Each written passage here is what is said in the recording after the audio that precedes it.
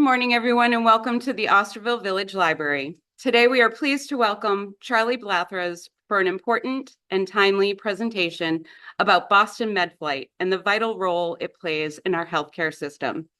For many of us, the sight of a medical helicopter or ambulance immediately brings to mind an emergency. But behind every flight and every ride is a team of highly trained professionals working against the clock to provide critical care and transport patients when every minute matters. Boston MedFlight serves communities throughout New England, providing specialized medical transport for patients who need a level of care that may not be available locally. Today, Charlie will help us better understand the mission of Boston MedFlight, the services it provides, and why this organization is such an important resource for patients, families, hospitals, and communities on Cape Cod. We're grateful to have the opportunity to learn more about this remarkable service and the difference it makes when people need medical care the most. Please join me in welcoming Charlie and Boston MedFlight. Good morning. Thanks for having us here today to talk a little bit about our program. I will start by saying we're also a nonprofit. We're not competing with the library.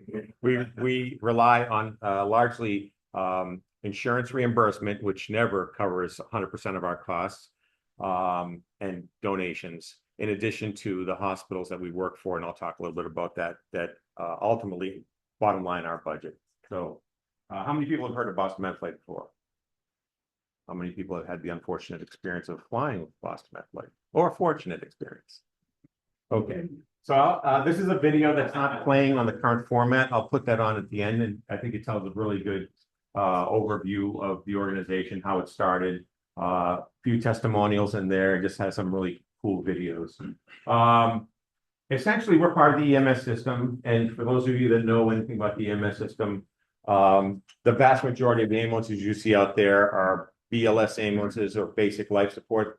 They provide basic first aid, vital signs, oxygen. EMTs learn how to move patients safely from one place to another. Splint fractures, bandage wounds, etc. About 20% of all requests for ambulance require the use of ALS, or advanced life support. So those are paramedics. They've gone to school for a while now. They learn how to use particular drugs, cardiac monitoring, defibrillation, passing breathing tubes, IVs, and in some cases doing some specialized surgical procedures.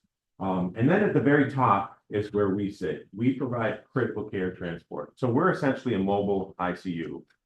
We're transporting the people that others can't manage regulatory-wise. We provide blood. We can do a higher level of procedures on people. We'll transport patients that are on a heart-lung machine from one place to another. It's essentially taking the hospital and putting it right by the patient's bedside. And as Amy said, we're really in the business of getting the right patient, using the right vehicle, and taking them to the right facility. So we don't just send a helicopter because we have helicopters. We also have a fleet of ground ambulances. And if you've been in an ICU for several weeks and you're just not getting better and you continue to deteriorate a little bit, and they ultimately realize that you need more resources than they're able to offer, you don't need the speed of the helicopter. You're going to get the same level of medical care in the back of one of our ambulances. It's less expensive for the patient, insurance, the entire system. And it provides us the ability to protect helicopters for the people that really need a helicopter.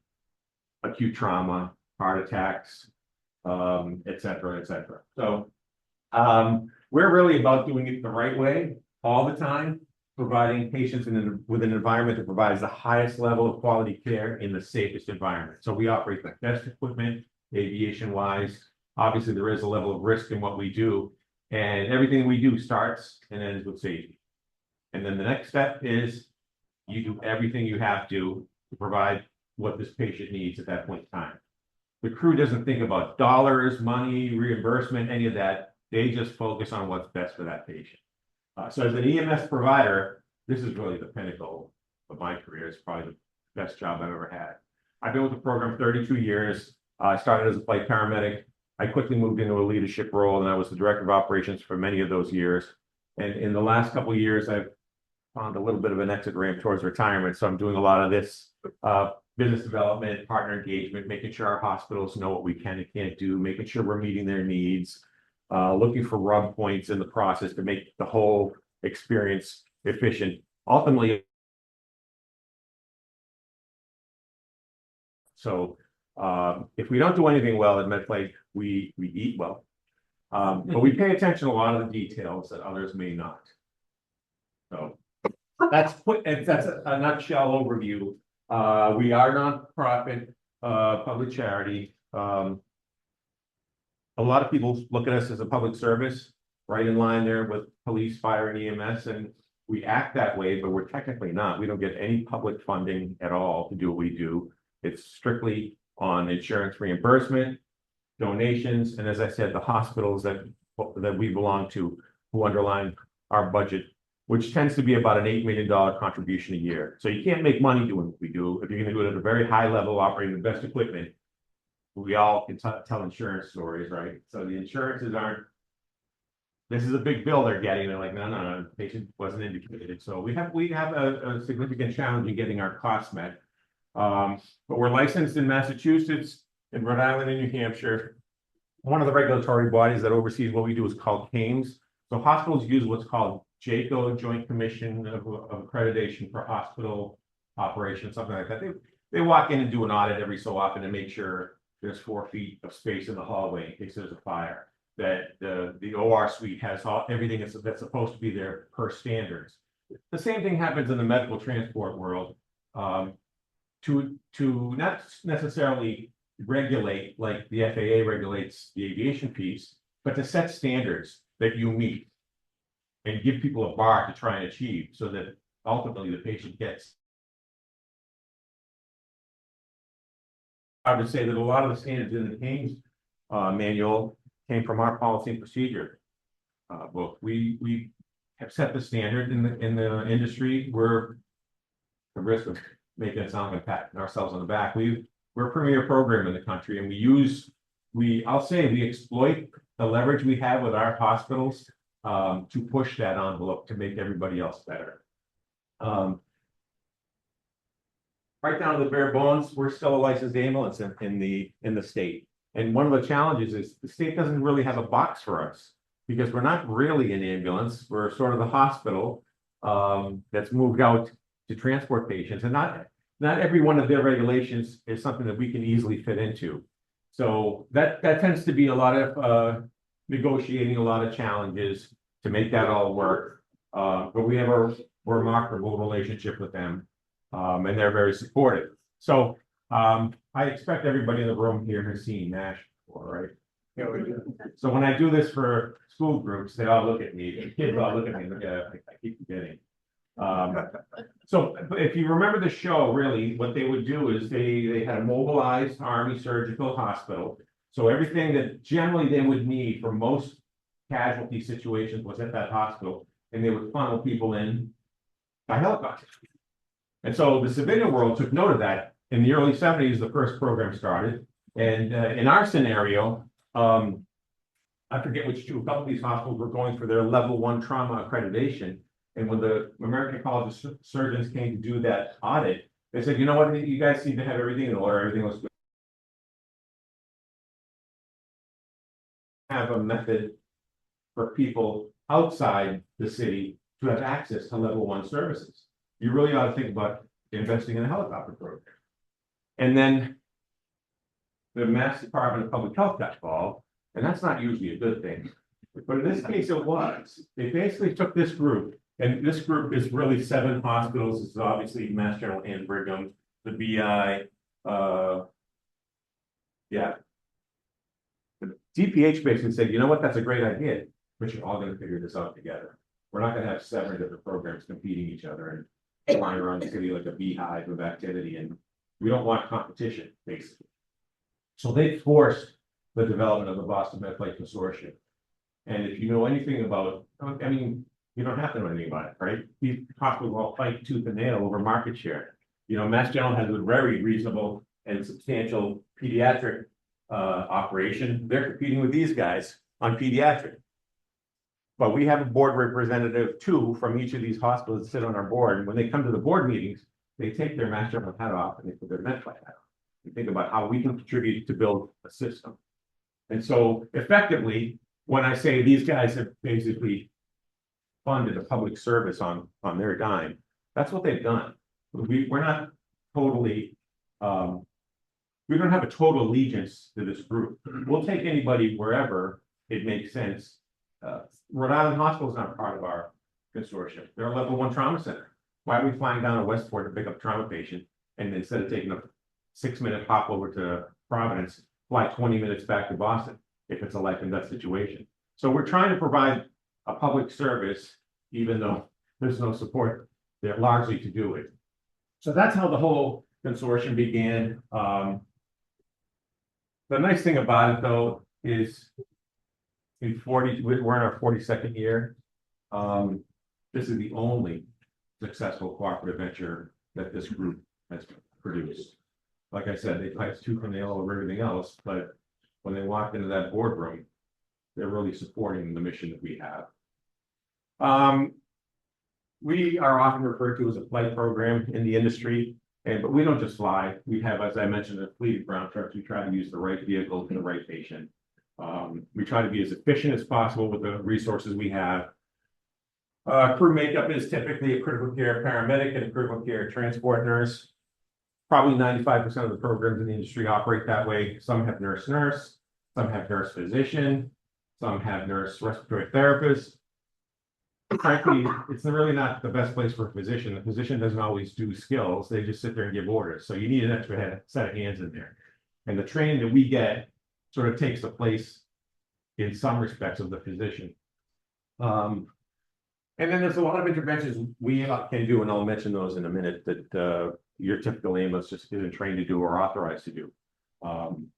The amount of time we spend on education and training, even for somebody that's been here 32 years, is incredible. But when you think about what we're actually doing out there, in most cases, we should have a physician sitting next to us giving us the orders to do it. So we're acting as a delegate on their behalf. Certainly not an all-inclusive list, although, as I mentioned, the industry really got its start focusing on trauma. I'll show a slide at the end that talks about the different categories of patients we transport, but I can tell you from my own experience, when I started here, somewhere in the 40% range of what we did overall was trauma related. And I think over time, as medicine evolved and other social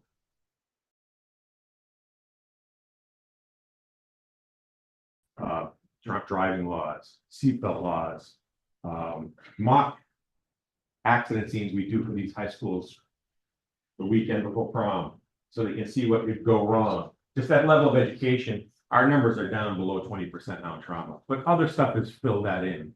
And it's become an industry where it's not just trauma anymore. It's anything that's critical care or anything that requires a time-sensitive transport to a resource that's hopefully going to fix your problem is what we all focus on. So this is not obviously an all-inclusive list, but it's generally the big reasons why people call us.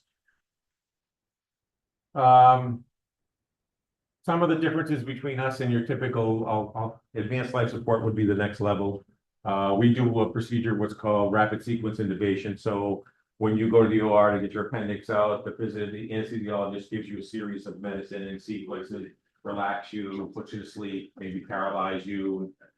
We do the same thing, but we do it rapidly because it's usually a life and death situation. We may decide to do that with somebody who's had a head injury, and when a lot of patients that have had head injuries, they're unaware of their surroundings. They get very combative and everything. So in terms of making it a safe environment for us and the patient, we may choose to sedate them, put them to sleep, put the breathing tube in for the transport. The last thing we want to happen is to have a WWE match going on in the back of a helicopter at 2,000 feet. Another reason we would do it is, obviously as you get older, I think I can start saying that too, by the way, your morbidity, your risks go up too, right? So if I'm injured and the gentleman in the back of the room is injured, my risk is probably higher than his with overcoming that situation. When you breathe, 25% of the oxygen you actually inhale supports your work of breathing. So your chest muscle, your diaphragm, everything that your body does to help you breathe. So if I have an elderly woman who's, I don't know, has some level of trauma, but her blood oxygenation, her saturation rate is low, despite the fact that we're giving her 100% oxygen, maybe it makes sense for me to put her to sleep, paralyze her, and do the breathing for her and give her back 25% more oxygen. So that's the way we think. We're trained like physicians, even though it doesn't say MD here anywhere. But it's constant training like that. And we're fortunate that we have a group of 8 attending level physicians on our medical direction team that reviews all the cases with our team. And it's a teaching environment. So, you know, you did somebody who was in cardiogenic shock and you had them on 5 mics of dopamine. Lysopic dopamine is not debutable. I mean, we actually think through the process of how the body uses all this medicine that we're using. It's not just a task list like the EMT puts the splint on, and you have to mobilize the joint above and below the fractures. I mean, that's very black and white. Our world isn't that black and white. We have to keep jumping through hoops and addressing curveballs and keep adjusting. We don't just fly somebody from one place to another. We're actually treating them in the back of the aircraft. We may add medicine. We may reduce medicine. And to be able to do that, you have to understand the pathophysiology of the body. So there's a lot of education that goes on. Think of thoracostomy, you've heard about collapsed lung. So when I was a paramedic, I would take the biggest, fattest needle I had and stick it into their chest. Basically, your lung sits in a balloon. And when you've had an injury and that balloon gets punctured, when you exhale, the inside of the balloon continues to fill with air. And so it creates a pressure which starts pushing down on the lung. And so we stick the needle in hopes of letting that pressure escape and let the lung reinflate. It doesn't always work. The needle gets clogged with tissue, with fluid. And so the next best procedure is a procedure we do, which is called finger thoracostomy. So we're going to open up about an inch over your rib, stick our finger in through that inch. Apologize, I'm getting too gory here. And actually go in there and puncture that thing, put a big hole in there to let off. That's a life and death procedure. No ground ambulance is trained to do that. We carry blood products. We have a pharmacy on the aircraft and in our ambulances that rivals any ICU's pharmacy. A lot smaller, but we have almost every drug you can imagine. One of the coolest things that we do because of our relationship with those big hospitals is if you've all had to go to the hospital before, you can appreciate the frustration walking in, getting triage, go sitting in the waiting room for maybe hours before you finally get seen. Sometimes when we go in, we don't get it to that extent, but we're going to take somebody, put them in a bed, and maybe somebody doesn't come and see them for a little while. If you belong in the OR or interventional radiology or in the cath lab, God forbid you're having a heart attack, we have policies and procedures to just wave to that triage nurse as we walk in the building and go right to where you need to be. Now that gets done over the radio with medical control. We're going to speak to a physician. We're going to paint the picture. We're going to tell him why we think we need to do this. And he can either accept it or deny it. And if he accepts it or denies it, we're all going to review that process to see where we missed the boat, being in that one, why it was a good call if we did it one time. But we have that opportunity to get somebody right where they need to be to fix their problem rather than wait several hours. No ground ambulance can do that. Couple of shots of us in action. Obviously, everybody knows us in these scenarios, working very closely with largely the fire services in the area that do the EMS. They probably know us because they sat in traffic as we landed on 495 and shut it down for half an hour or whatever. But that's only about 20% of what we do. That's where all sort of the glory comes from, but it's not the big piece of what we do. And that's because we live in an area that's, there's a hospital. It feels like on every street corner in Eastern Mass. And most of the areas now have advanced life support. So the medics can actually do things for you and get you to a closer hospital rather than wait for us. And we encourage them to think that way. So, you know, if Osterville were to call us for a car accident down the street and somebody's in an extreme situation, one of the things we say to them, first of all, there's no guarantee we're going to get here. We could have a mechanical problem. We could have weather. Don't get caught sitting in a football field waiting for us when somebody needs an airway. Start heading toward the hospital. We'll rendezvous there with you if you have to. So it's not about us doing more or focusing on the numbers and the volume. It's what's best for that patient and trying to educate the community to follow that lead with us. This was when really at the start of COVID, we sort of paused for a bit on COVID. We had to almost learn how to do medicine again and do it safely. And it wasn't the actual medicine itself, but if you've ever worn one of these suits, especially this time of year, it's not an easy environment to be in when you're working for somebody. We have a very type A crowd. They're very assertive. Don't get into a discussion with them because they're probably not going to win it in their mind. And so we really came up with some really strict processes for decontamination, not only to keep us safe, but to keep the next patient safe. So we've all gone through hazmat training and infection control, and we can all probably decontaminate an ambulance pretty well. But how do you decontaminate a helicopter? You can't just jump in the back and start spraying bleach everywhere. There's millions of dollars worth of electronics in that thing that make it fly. So we had to learn that process, and we started to restrict the use of the helicopter, except for people that it was a life and death situation. They absolutely needed the helicopter. It slowed us down quite a bit. We weren't doing as much. The calls obviously were taking longer because of all the precautions. And despite what I just said about our team, because I'm sure Christine, who's been with us here 28 years, looked at the policy and said, why are they asking us to do it this way? We really ought to be doing it that way.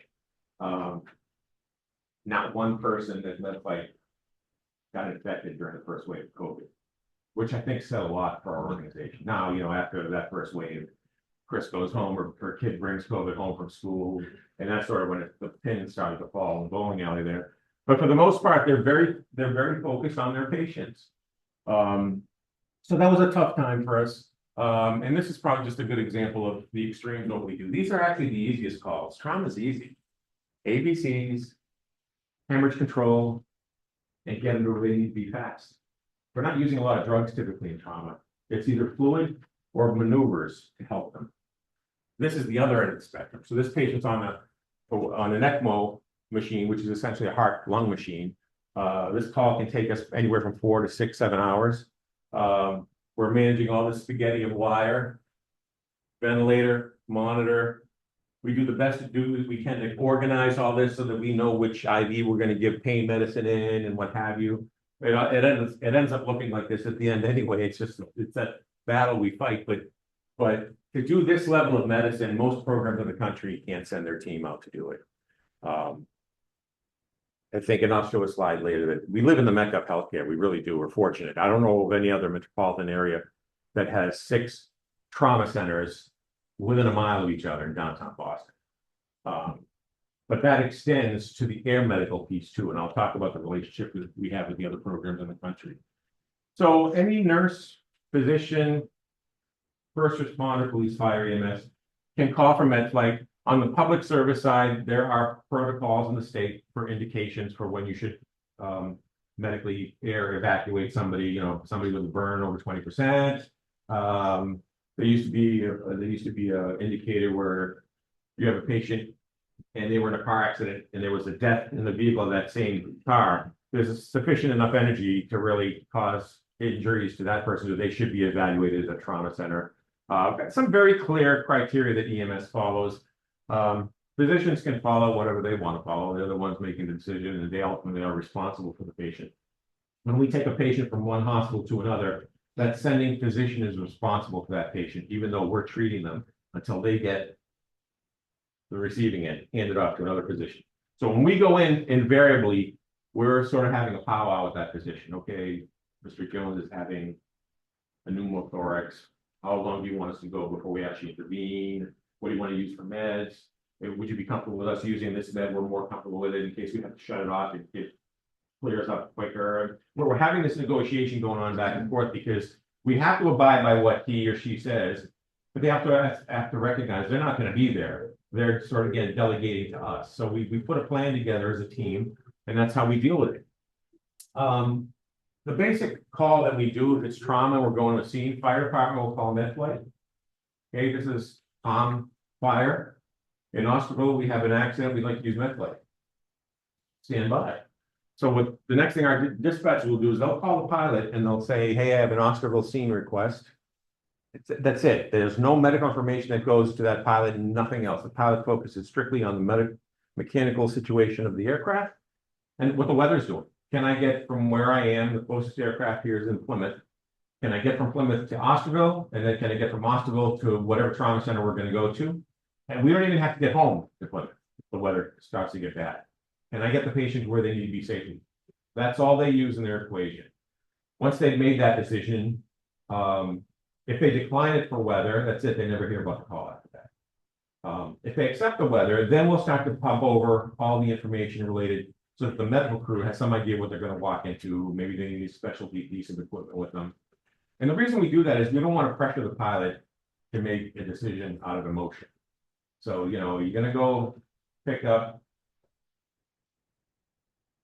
no disrespect to anybody, Granny, who's 9 years old, are you going to go pick up this, you know, 4-week premature baby? And so sometimes those emotions do drive a lot of what we do. I'm pretty confident that most of our pilots who are really seasoned pilots would not let that influence them, but it's an industry standard, and we just follow that sort of rule. So they know nothing when they're making their decision. And if they're able to go, our comms people will call Osterville and say, yeah, we're available, and our ETA is 12 minutes. It probably is 12 minutes. I think it Plymouth to Cape Cod is 15 minutes. So 12 minutes, and then we get going. And then on the way, we have radios in the aircraft that we can talk to God. I mean, we have so many radios and so many frequency capabilities. So we'll dial up. They're all preset. We'll dial up Osterville or COM or whatever they go by. And as soon as we get closer, the pilot will call the incident commander and say, "Hey, this is event 3. We're about 2 minutes out. Is the scene secure?" And so and I'll talk a little bit about what we're asking them basically, but we want to make sure that it's safe for us to get in and out. And so we probably have about 4,000 different, what we call pre-designated landing zones in our database. Places we've seen physically, places that we know. But we'll also land in what's called an undesignated landing zone. So when we're arriving, we're really relying on the fire to tell us what we're flying into. One of the worst things that we can do is hit a wires. You can't see wires in the air. So we're relying on those guys on the ground to tell us, hey, there's light stanchions on the football field on the left, not the left, on the north side or the south side. So there's a lot of communication that goes back and forth. And when we get to that location, we're going to do a couple of circles just to make sure we're flying into a safe area. We're also our pilots are really phenomenal. They don't just fly the aircraft. They do a lot of map. They do a lot of planning. As we start to fly our approach, the pilot when he decides to fly his approach, he's looking for an escape too. If we got forbid had an engine failure, he needs to fly out of there. If you slow down to the point where you're now in a hover, you're not flying anymore. If you only have one engine, it's not enough to keep the aircraft in the air. So he's always thinking of what if. And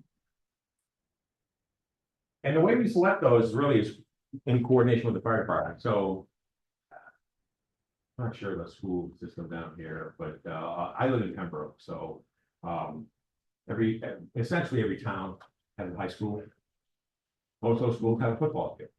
So I can guarantee that every town's LZ #1 is their high school football field, because we know what we're going to be flying into and out of. We don't know all the specifics, like whether they have lights or not, but essentially that's how we start. And some towns have 2 or 3 different landing zones. Plymouth has 24 because it's so big.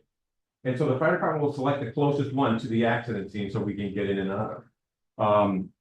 And so when we land, actually, we're gonna take our equipment, get in the back of their ambulance. They're gonna give us a quick report as to what's going on. And while they're doing that, I'm also doing an assessment. So I'm trying to multitask here. I'm looking for something that's gonna kill this patient before I can get him to where he needs to be.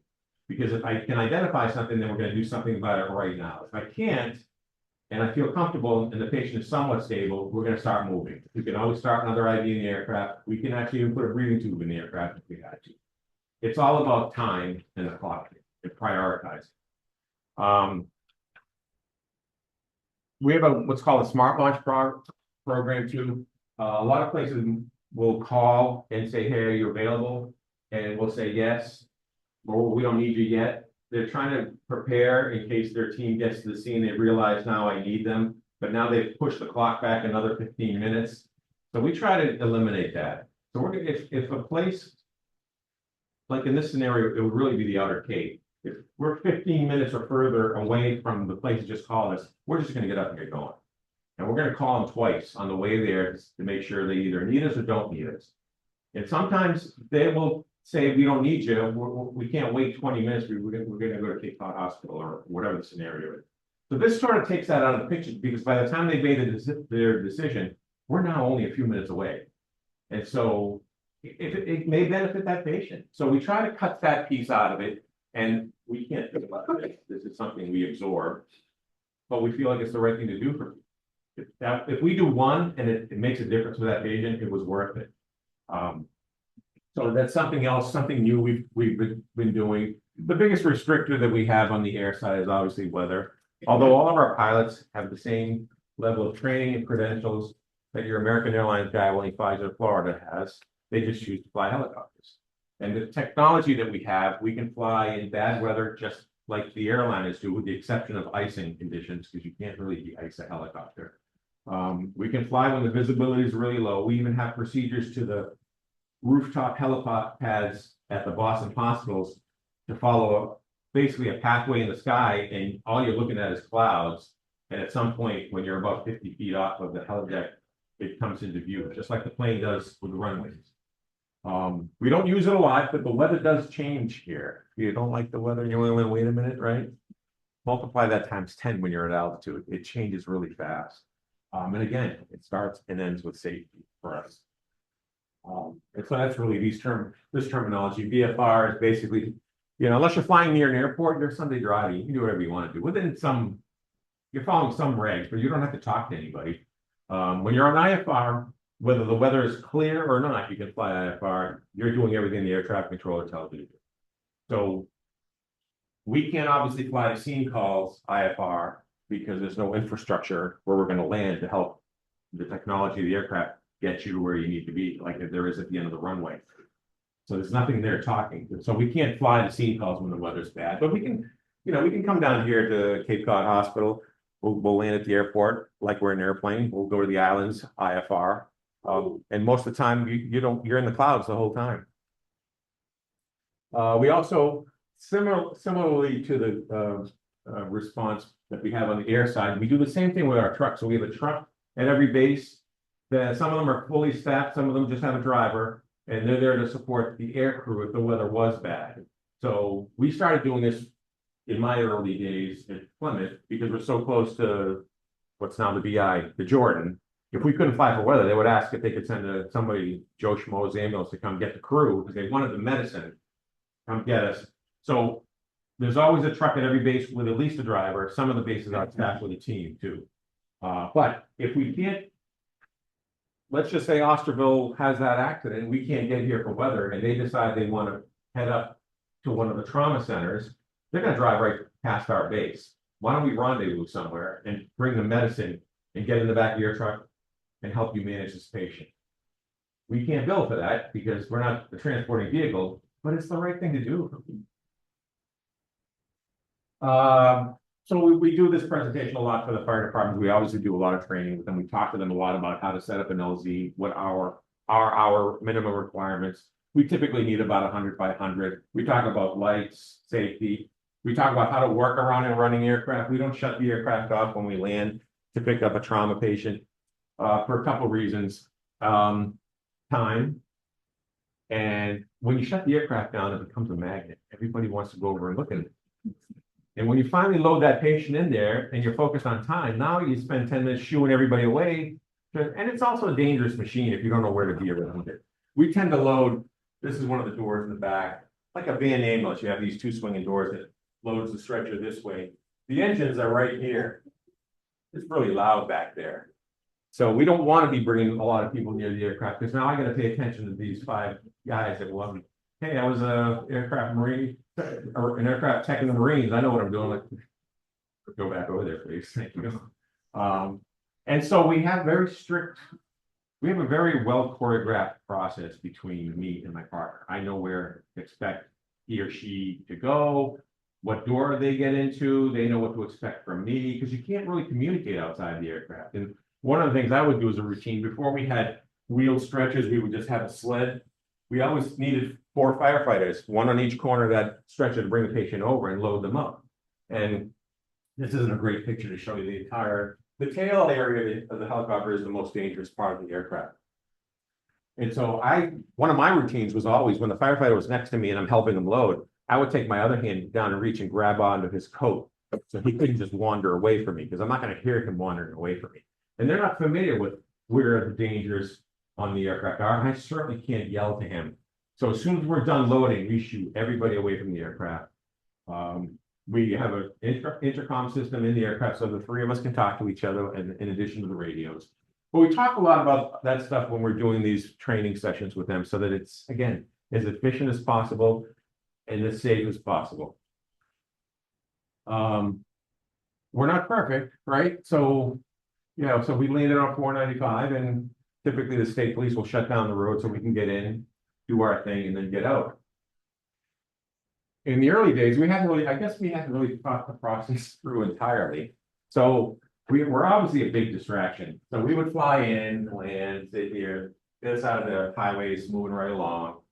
And then one day we're coming across that side of the highway, land here, and cause a chain reaction accident. So the rule now is if you're going to shut down the highway, you shut down the entire highway until we get to the ground. So we learn from our experiences. We try to improvise as best we can. Ultimately, if any of us get hurt, we can't provide care to anybody else. It really is about safety. The biggest issue we have right now is drones and drone technology. You can't always see a drone. We have a screen in the aircraft that pings constantly, and every aircraft pings out an identifier to air traffic control. So we can generally see where other aircraft are in relation to us. They're 10 o'clock, and it'll say plus 200, so it's higher, 200 feet higher than us, or minus something. Some drones have it, a lot of them don't. And there have been some cases where drones have brought down a medical helicopter around the country. So that's sort of some new area we're getting into, we're trying to figure out. A lot of times when we do transport, especially at a hospital, we may walk in and say, hey, did you think about XYZ drug? And they all look at you funny because they're just not always on the leading edge of the medicine like we are. And that's not always the best time to have the conversation or do some education there because we're trying to get going and move this patient where they need to be. So we do as best we can. We call the sending provider back after the call for a couple of reasons. Hey, Mr. Jones went right to the OR. They were able to, stop the bleeding, just to give them some follow-up. And then we take that opportunity to talk a little bit about, I know you looked at me funny when I asked for this drug. Let me explain why we use this drug and you don't have access to it. Like, it's, again, like my earlier example, I can shut it off. Most drugs, when you shut them off, they may take hours sometimes before they sort of stop working. Some drugs have a shorter half-life. As soon as you shut it off, the blood pressure is, and so we do a fair amount of educating so people understand what we're doing. Again, if you can imagine, when I walk into the trauma room, everybody's watching. I'm wearing this bright blue suit that came out of the sky in a loud $13 million aircraft. You can't fly under the radar, no pun intended. And so at least 50% of this job is customer service PR. Some people, when you walk in the door, feel intimidated. Some of them, oh my God, thank God they're here. So, and you don't know which way that pendulum is going to go. So you have to try. One of the things we do when we train our staff, and our staff tends to be on the younger side. It's a physically demanding job. Their brains may not have totally matured. And they go in there and they save a patient one day and they think they're God all of a sudden.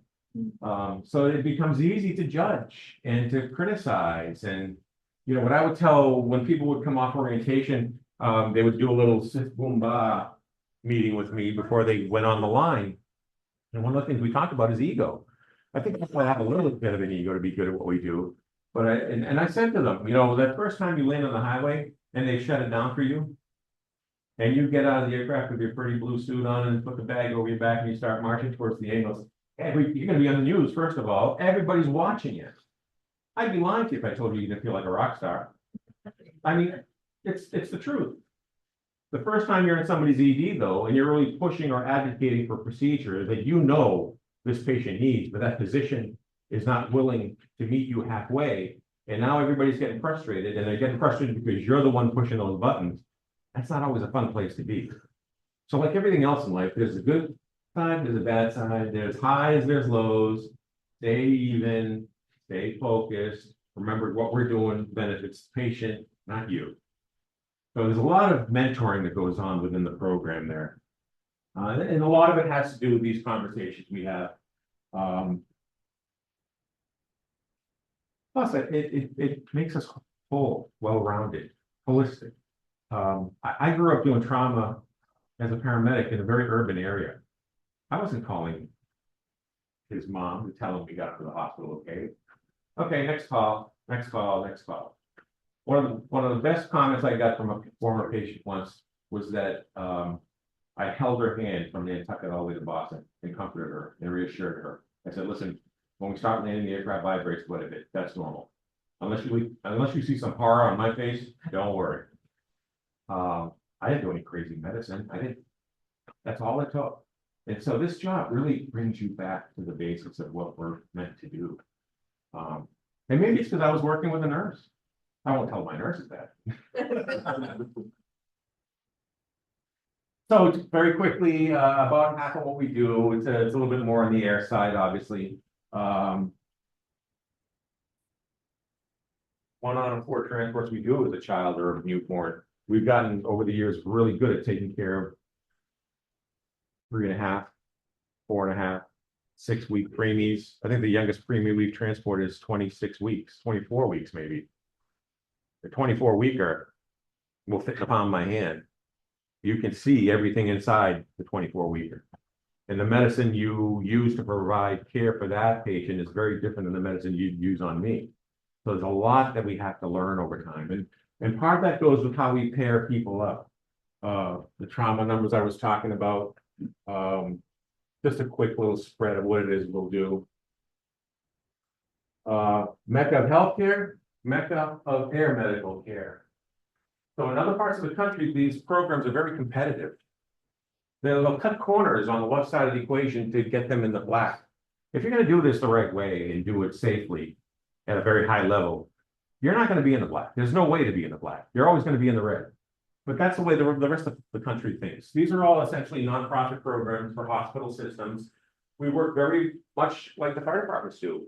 If we get a call, so we've been busy today, we may not see that helicopter. I'm sorry, but when it gets busy, we don't hold that call or that patient for the next available aircraft. We're going to call UMass. Hey, is your bird available?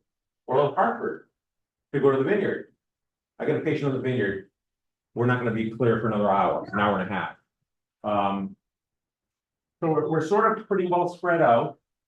There's nothing in here but booze. So there's no aircraft that any one of us can't get to pretty quickly. One of the best example I have of this coordinated effort in the system, and we're not connected legally or officially any other way than just an unofficial. We call ourselves the New England Air Alliance. We talk on the phone as administrators once a month. We share experiences. We share information. Hey, we're going to buy the Braun pumps. We're thinking about the Braun pumps. I know you guys have used them for 2 years. Any feedback? Any positives, negatives? What do you think? So we work together to make each other better. The best example I have for this whole system was the mass shooting almost 3 years ago in Lewiston. Within 30 minutes of the event, these 2 helicopters were sitting on the helipad. Even our dispatch centers are constantly talking to each other.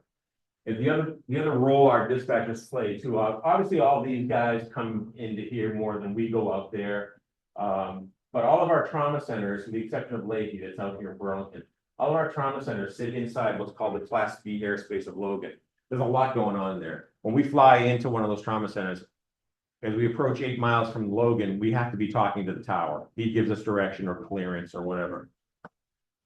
But what our guys do is they coordinate the dance around all those helipads.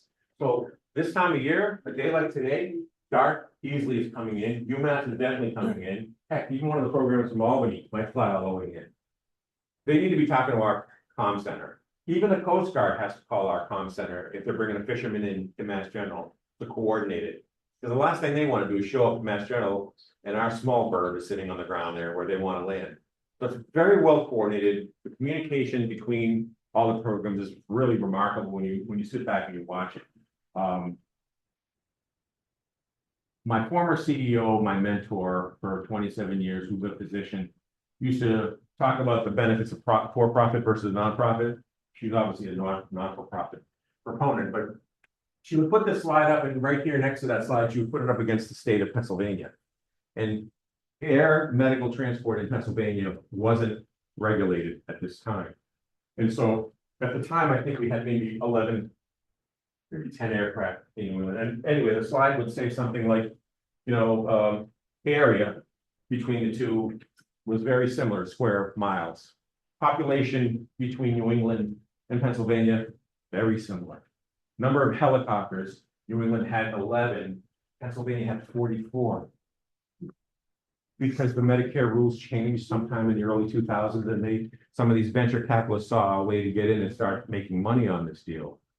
There's no data that says you get better care in Pennsylvania than you do in New England. And I would argue that you probably don't get as good a care because now you've diluted the experience level of the teams. The pie of patients doesn't change. So if I'm in an environment where I'm doing, I don't know, 4 intubations a week versus 1 intubation or 2 intubations a month, how good am I really? It's the same argument. Like, do you want the guy to do your knee over that's on a couple hundred versus a couple thousand?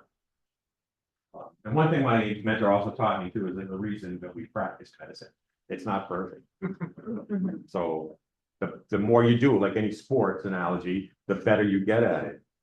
So, and what, I think morally, we're all bothered by the focus. The focus was dollars over here versus patients over there. So we obviously are components of this system. To work, so on the pilot side, as I mentioned, we're a premier program. We operate the best equipment, phenomenal equipment. We get the pick of the litter. A lot of people want to fly for us. And we benefit by the Coast Guard station being down here because a lot of these retirees have now settled into the area. They don't want to go anywhere. Their families are, and they're in their late 30s, maybe. And they're the best trained pilots. And what we do is Sunday driving compared to what they did in the Coast Guard. So we tend to draw a lot from the military there. It used to be a higher number, but the Vietnam era pilot is now gone. The military doesn't really fly as much as they used to anymore. So the experience level plays a role. But we have some very highly experienced pilots. And it isn't always about the skills. The personality piece comes into play too, because they're working with 2 other pilot wannabes in the back that think they have the answer to everything, just like the pilots do. So they're always sort of clashing a little bit like that. They don't have any medical training. They support what we do. So they make sure we don't leave stuff behind, that we're doing our job. We try to do that for them too. Every once in a while, like in this scenario for flying somebody, you might ask your crew member, okay, we're going to give the patient fentanyl. How much fentanyl do you want to give? And then all of a sudden, this third voice yells out, give him 75. Why don't you just keep flying unless you can shut up, please? So, but it's that healthy banter we have back and forth. They're really interested in what we do. We're obviously all interested in what they do. Trying to fly a helicopter when you start, is like trying to stand on a basketball. It's all about balance and coordination. On top of everything else they do, they watch the weather consistently. They watch the fuel burn of the aircraft. They look at the wind. They look at the temperature. How close are we to max gross weight? If I lose an engine out, can I get to the ground on one engine, or I have to go find an airport and do a plane like run-on landing? I mean, all this stuff is going on in their head. And you're in the back thinking, check out the foliage, or, sort of, you take it for granted, I guess, what I want to say. On the crew side, we look for people that have had at least 5 years experience in a busy system from where they came from. So I worked in Quincy, Mass. Then I started to work for a couple of hospital-based systems that just did advanced life support in a Tahoe. We weren't the transporting vehicle, but we would go to every patient that needed ALS. So I was really good at IVs, intubations, assessment, because I could just kept doing so much of it. Nurses, we used to hire a lot of them from the ED, but as medicine got really complicated and complex, we really started to begin to draw more from the ICUs. We're not experts at heart lung. Let's find a nurse. Let's find the next nurse that's worked on one of those floors and knows the machine, knows the process. And then we're going to put them through 16 weeks of orientation, whether they've come from another flight program or not. We do things a little bit differently. We're going to give everybody the benefit of the doubt. I'm a paramedic, so I'm gonna get paired up with a nurse and a paramedic preceptor. I'm always with at least one of them, if not both of them, sometimes on calls. We don't have set crews. We don't want to establish cliques. We want everybody working off the same sheet of music, not developing their own sheet of music. Um, and then when it comes time for me to get off orientation, I'm a paramedic. I'm gonna start working with my nurse preceptor first. So now it's not three of us anymore, it's only two of us, but I have somebody with me that knows me, knows my strengths and weaknesses, and maybe vice versa. And then after that, I'm only gonna be working with people that have been here at least 3 years.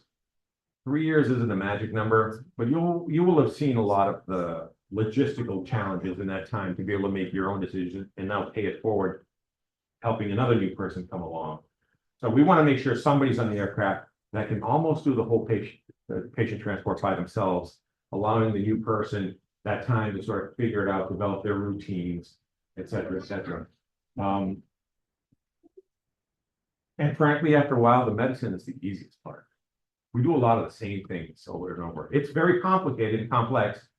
But it's the same stuff over and over: head injuries, heart attacks, respiratory issues, really fancy ventilator management. And the senior people are all really good at it. When you start to figure stuff out, it's the logistics that are the challenge. How do I get that person right into the OR? I know what I'm doing, I know the medicine here, but how do I work the process? When I first started, I'm a South Shore boy here. I was seen calling Chelmsford at 2 a.m. I didn't know anything north of Boston. So I'm on a football field, there's two patients there, the nurse takes off, they take care of one patient, I'm taking care of the other patient. And I'm struggling a little bit trying to get the airway. And so I looked at the paramedic in the ambulance and said, hey, how far is low from here by ground? What if we just started driving low? And so it's about 20-25 minutes. In the back of my head, I knew I could be on the roof of Mass General in 10 minutes and have a surgeon waiting for me there.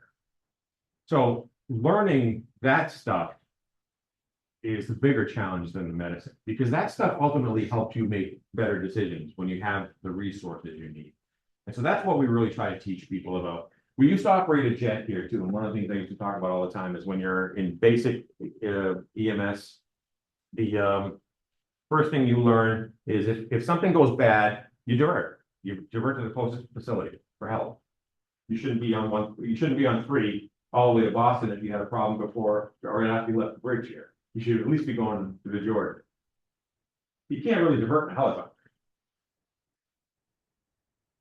Well, you kind of can. It's a helicopter, right? You can land anywhere. You can land in somebody's backyard, pull out your cell phone, call 911, all of a sudden you got 10 firefighters that show up.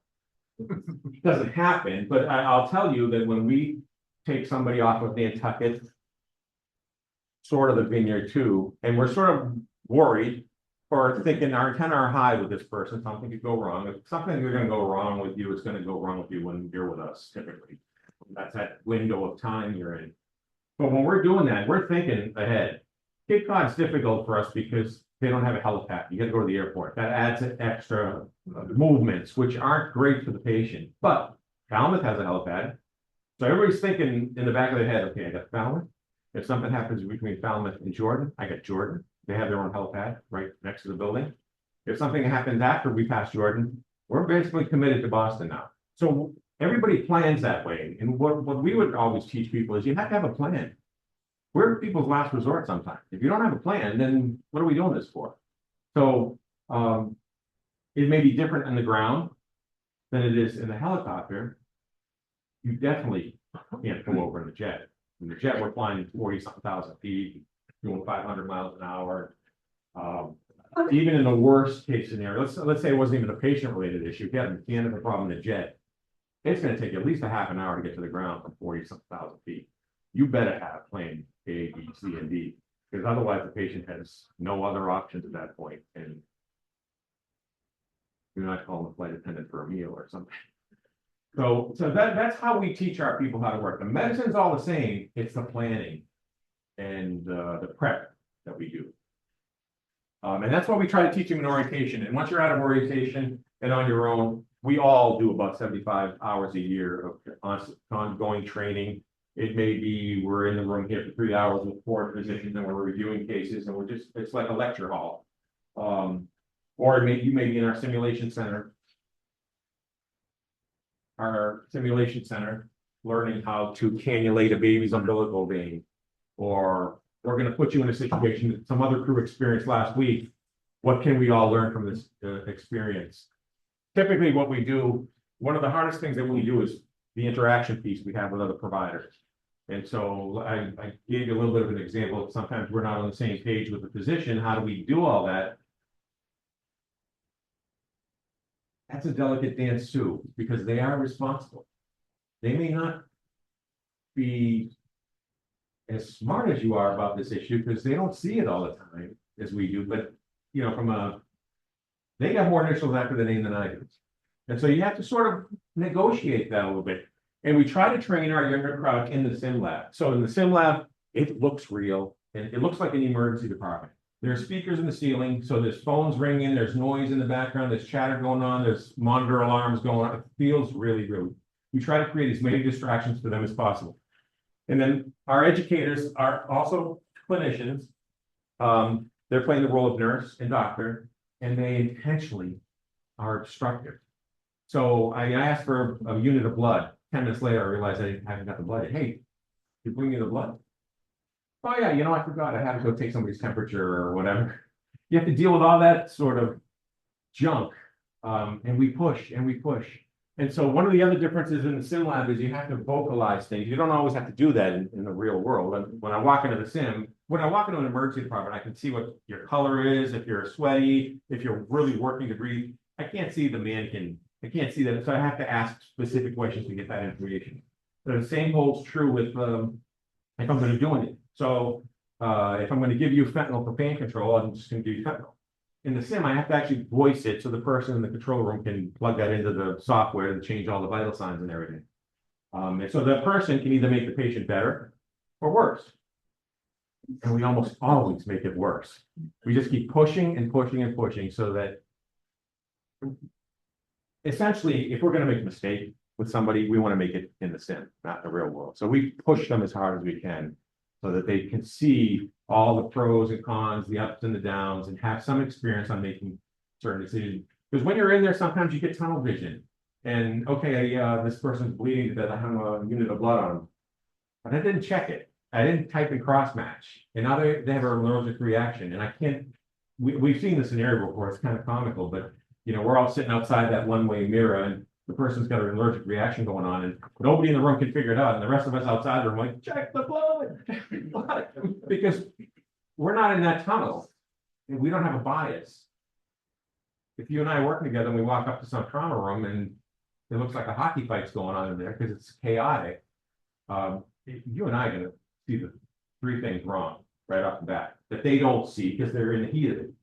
And how you express that and how you and how the credibility and the relationship works in that room. So it's unlike any other job, and it takes a lot of training to get people through it. The best nurses out there, the best medics out there, don't necessarily mean they can do this job. It's really the people that can work best as a team that can figure out this job. Because I used to tell my new people too. Also, a lot of people aren't smart enough to ask, "What gets me in trouble here?" It's part of the whole. I'll tell you what's gets you in trouble.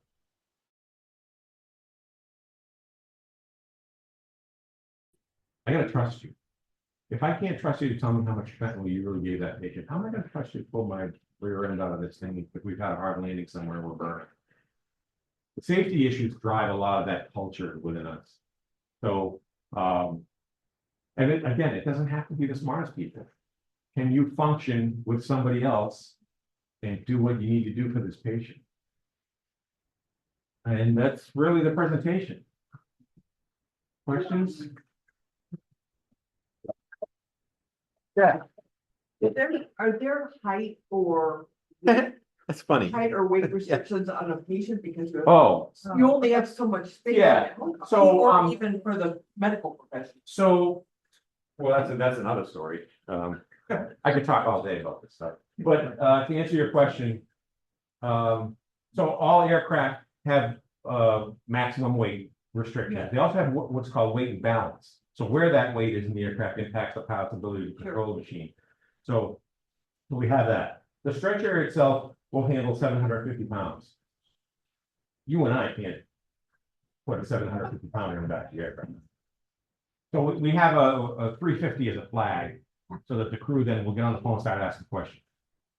So is this patient 6'2" and 350? Or are they 5'2" and 350? Because I can guarantee the 5'2" guy's not getting in the aircraft. He's just too wide. So wait. I sort of skipped over one slide that said, what do we really need for info?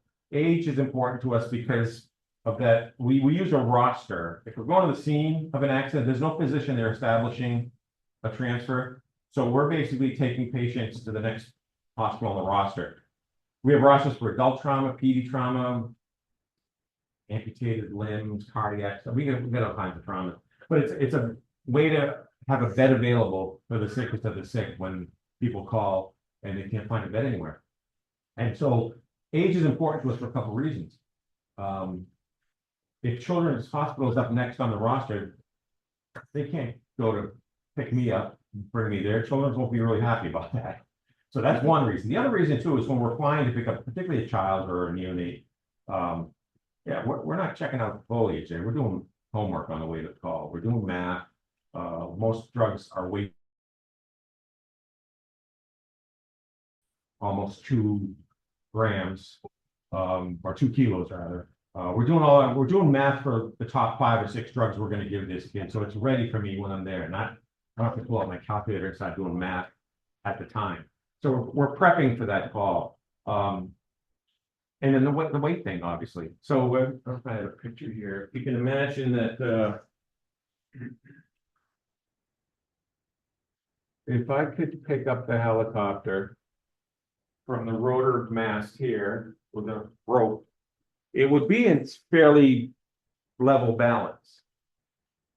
And then there's a triangle window that comes down and goes like sort of right to these 2 seats and further back here. The bulk of the weight we carry has to be within that triangle, that space, for the aircraft to be in balance so that he doesn't lose limitation on his control. So if it's too far forward now, he's not going to have a lot of back to slow it down. So it's not uncommon for, and I don't fly him, I haven't flown in 10 years, but I'm on the heavier side. If I were flying, it's not uncommon if it's my turn to take care of the patient and somebody else is managing the radio and the paperwork, they sit here usually, I would be sitting here. It's not uncommon for him to say, I need you guys to switch seats. He needs me to be forward of that matter. So that's weight in a nutshell. And you mentioned it earlier too. We used to have a weight restriction for crew. When I started here, now we're back in the early 90s. Aircraft weren't as technologically up to speed like these are. And you got, because of your bone density based on whether you're male or female, you got 100 pounds for the first 5 feet and like 6 to 8 pounds for every inch after that. The absolute max was 180 pounds. Because if you're going to put heavier people on here, now I can't put as much equipment on there, or I can't carry as much fuel. It all plays a role there. And so I went to, when I got hired, I went to occupational health and they weighed me and I was 180 and a quarter. And the nurse, the physician actually was going to sign the paper. And the nurse said, no, you can't do that. They have a max 180. I says, well, look at him. He doesn't have an ounce of fat on him. Because it doesn't matter. The aircraft doesn't know the difference between fat and no fat. All it knows is weight. And they wouldn't sign my paper. So I had to go home, sorry for 24 hours, go back and get reweighed. But we did. We paid much more attention to even what the crew weighed back then. Yeah, I think, I don't begrudge anybody because you don't know everything behind the scenes. But there's a lot more to this than just me getting into the aircraft with some couple of bags and taking care of patients. There's a lot that goes behind it to plan it. And obviously, we are our own airline, so we're very highly regulated by the FAA. Yeah. What determines the destination hospital? Yeah, so I mentioned one way, we have an undesignated roster, and we developed that for scene work. Okay, so if we're picking up somebody that fell out of a tree and they had trauma and the fire department called us, there's no physician there to determine where they want the patient to go. So we have a guaranteed bed, critical care bed available at every one of our hospitals. And so we follow the roster. We're sort of spreading the wealth. And those hospitals don't know what one got per volume at the end of the year versus the other. That's probably one of the reasons why it's worked so well. There's no competition there. So we blind them to that. Mass General clearly gets more than anybody else because they do everything. But the Brigham, the BI, they don't know what their numbers look like compared to Mass General. So that's one way. We just pick a roster. And what we did years after we developed that roster was we started to offer it to emergency departments. So there are times, or a lot of times, particularly in the busy time of year, when you go to the hospital, they know they want to move you. The physician has to find another physician somewhere else at another capable hospital to take you to accept you. That can take hours. You're sitting in a bed in the hallway now, and he's got 20 other people he's got to see. So we began to offer the undesignated roster to hospitals. You can't be an inpatient. You can't have been admitted because of some medical legal stuff. But if you're an ED and you're trying to move forward in the system to a higher level of care, all they got to do is call us. We have a bed at every one of those hospitals. We will put that physician on the phone with the other physician so that it's a legal transfer of care. And while all that's going on, we're on our way. So that's one way. The other way is if, you know, you're the physician at Cape Cod Hospital today, you've got a trauma, you want to send it to Boston Medical Center, you call us and say, I got a patient, trauma, I want it to go to Boston Medical Center, and we honor that request. It gets dicey sometimes when people want to send a patient to a hospital that's really not capable. I mean, again, the physician's responsible. We can't play God. We try to educate, say, you know what, if we take them there, we're gonna have to go back and get them in a couple hours, take them to another place. Why would you take them there? They don't have the services. So it's a fine line. And sometimes what you do in that scenario is you put our physician, because they got as many initials after their name as the other guy does, and sort of figure that out together. But we try to advocate for the patient as best we can. Yeah. I came in a little late, maybe it's said this, but can you explain how do you stay in business? How do you financially stay in business? Who bought the helicopters, all this? How do you build? How do you make money to stay in business? So How are you getting paid? I'm sorry, I'm just checking to see if the helicopter is available or not.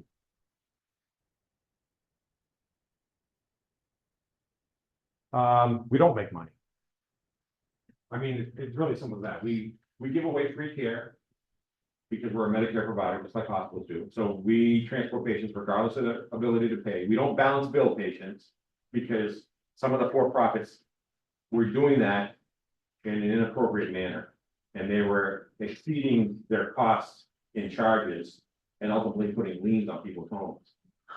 I mean, it's crazy. So our argument is that if you're going to go to the villages there in Orlando tomorrow, you're going to sit down and consciously buy a ticket on American or Delta and consciously make a decision to get on that plane and go down there.